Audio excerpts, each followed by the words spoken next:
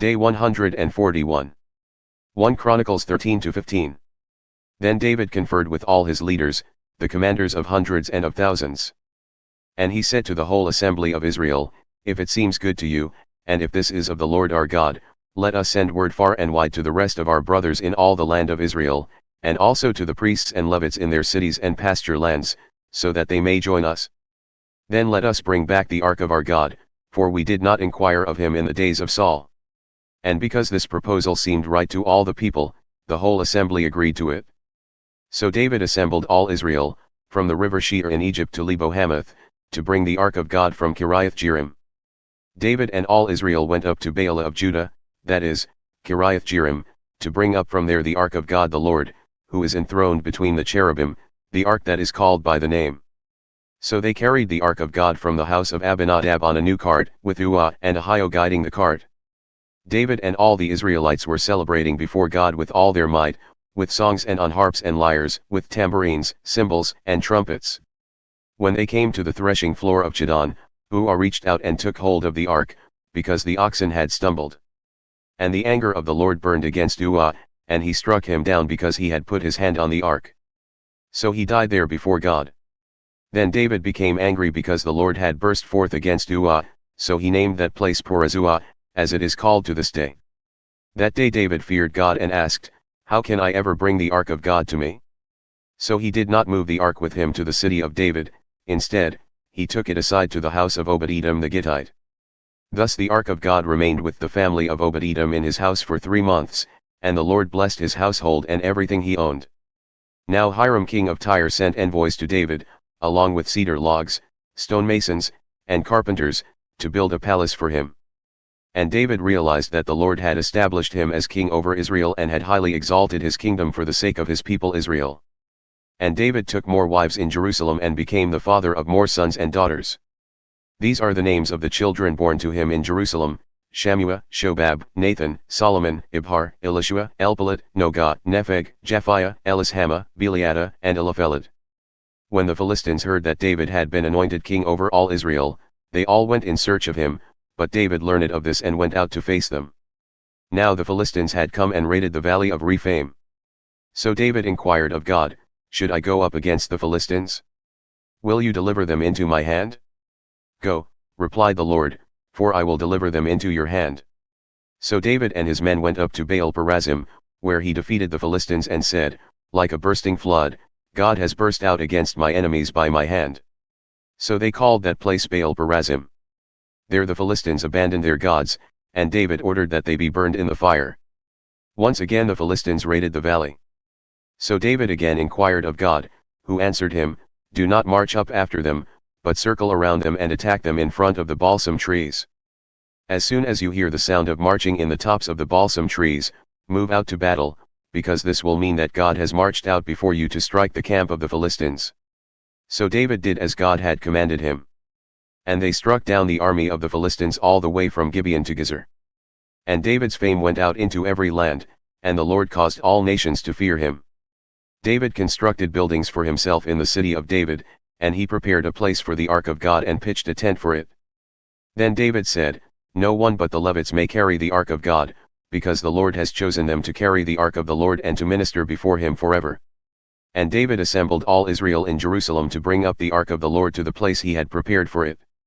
Then he gathered together the descendants of Aaron and the Levites, from the Kohathites, Uriel the chief and 120 of his relatives, from the Merarites, Asaiah the chief and 220 of his relatives, from the Gershomites, Joel the chief and 130 of his relatives, from the Elizaphanites, Shemaiah the chief and 200 of his relatives, from the Hebronites, Eliel the chief and 80 of his relatives, and from the Uzzielites, Abinadab the chief and 112 of his relatives. David summoned the priests Zadok and Abiathar and the Levites Uriel, Asaiah, Joel, Shemaiah, Eliel, and Abinadab. And he said to them, You are the heads of the Levitical families. You and your relatives must consecrate yourselves so that you may bring the ark of the Lord, the God of Israel, to the place I have prepared for it. It was because you Levites were not with us the first time that the Lord our God burst forth in anger against us. For we did not consult him about the proper order. So the priests and Levites consecrated themselves to bring up the ark of the Lord, the God of Israel. And the Levites carried the ark of God on their shoulders with the poles, as Moses had commanded in accordance with the word of the Lord. David also told the leaders of the Levites to appoint their relatives as singers to lift up their voices with joy, accompanied by musical instruments, harps, lyres, and cymbals.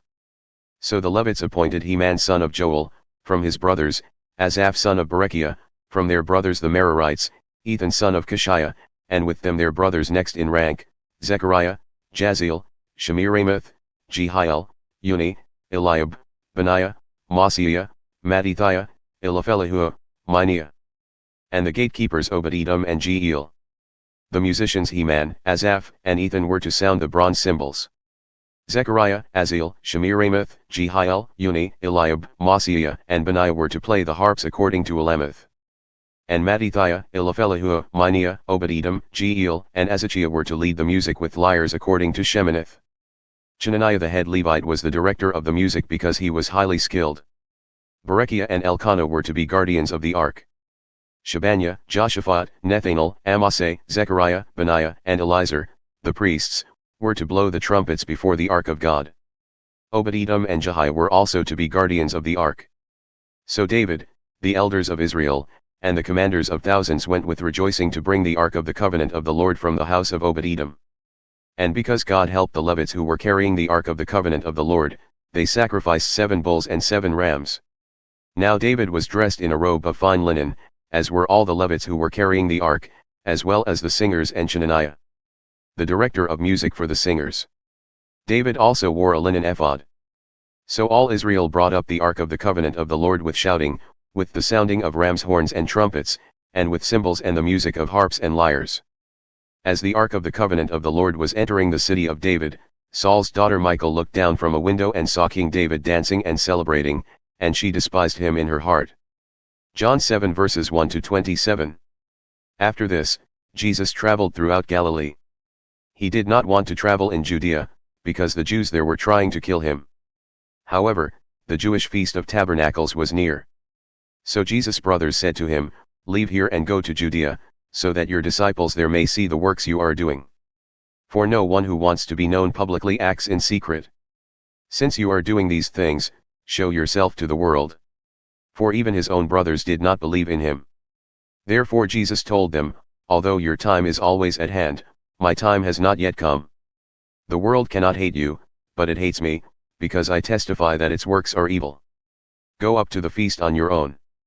I am not going up to this feast, because my time has not yet come." Having said this, Jesus remained in Galilee. But after his brothers had gone up to the feast, he also went, not publicly, but in secret. So the Jews were looking for him at the feast and asking, "Where is he?" Many in the crowds were whispering about him. Some said, "He is a good man." But others replied, "No, he deceives the people." Yet no one would speak publicly about him for fear of the Jews. About halfway through the feast, Jesus went up to the temple courts and began to teach. The Jews were amazed and asked, "How did this man attain such learning without having studied?" "My teaching is not my own," Jesus replied. "It comes from him who sent me. If anyone desires to do his will, he will know whether my teaching is from God or whether I speak on my own. He who speaks on his own authority seeks his own glory, but he who seeks the glory of the one who sent him is a man of truth, in him there is no falsehood. Has not Moses given you the law? Yet not one of you keeps it? Why are you trying to kill me?" "You have a demon," the crowd replied. "Who is trying to kill you?" Jesus answered them, "I did one miracle, and you are all amazed. But because Moses gave you circumcision, you circumcise a boy on the Sabbath, not that it is from Moses, but from the patriarchs. If a boy can be circumcised on the Sabbath so that the law of Moses will not be broken, why are you angry with me for making the whole man well on the Sabbath? Stop judging by outward appearances, and start judging justly." Then some of the people of Jerusalem began to say, "Isn't this the man they are trying to kill? Yet here he is, speaking publicly, and they are not saying anything to him. Have the rulers truly recognized that this is the Christ? But we know where this man is from. When the Christ comes, no one will know where he is from."